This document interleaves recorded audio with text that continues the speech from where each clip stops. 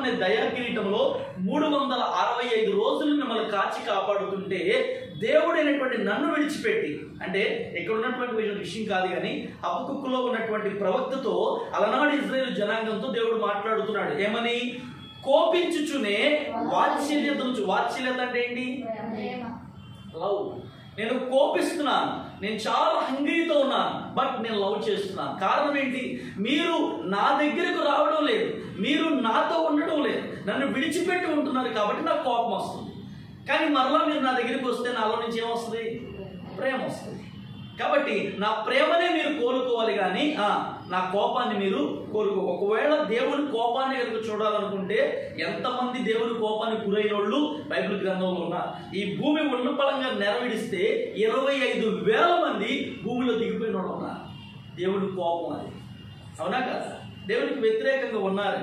అదే దేవుని ప్రేమ చూస్తే చూడండి, కనీసం ఆ ఇజ్రాయేలు జనాంగం మీద కనీసం ఎండ పడకుండా ఆయన ఏమి ఇచ్చాడంట? మేఘస్తంభం. అవునా? ఆ ఇజ్రాయేల్ మీద మనం మేఘం ఉంటే చాలా హ్యాపీగా ఉంటాం. ఎందుకని? చల్లగా ఉంటుందని, మంచి వెదర్ అని, చక్కగా ఉల్లాసంగా ఆ రోజంతా చాలా హ్యాపీగా ఉంటాం. అంటే మేఘము అంత సంతోషాన్ని ఇస్తుంది. అన్ని లక్షల మంది జనాంగానికి ఎన్ని మేఘాలు ఆవరించి ఉన్నాయో కదా. సూర్యుడి యొక్క కాంతి వాళ్ళ మీద పడకుండా ఉన్నాడు సూర్యుడు కూడా, కానీ వాళ్ళకి చక్కటి నీడనివ్వడానికి ఏమిచ్చాడు? మేఘమునిచ్చాడు. మరి రాత్రి అయితే చక్కగా వెలుతురునిచ్చాడు, అగ్నిస్తంభం. అది కాలిపోయేది కాదు, వెలిగివ్వడానికి అది స్తంభముగా నిలబెట్టాడు రాత్రి అంతా కూడా. ఎంత గొప్ప దేవుడండి! మరి అలాగూ ఆ 6 లక్షల కాల్బలం కలిగినటువంటి ఇజ్రాయేలు జనాంగానికి దేవుడు అంత కృప చూపిస్తే మరి మన వాటి వారికి దేవుడు ఎంత ప్రేమ చూపిస్తున్నాడు. కోపించుచూనే వాత్సల్యత చూపించువాడు.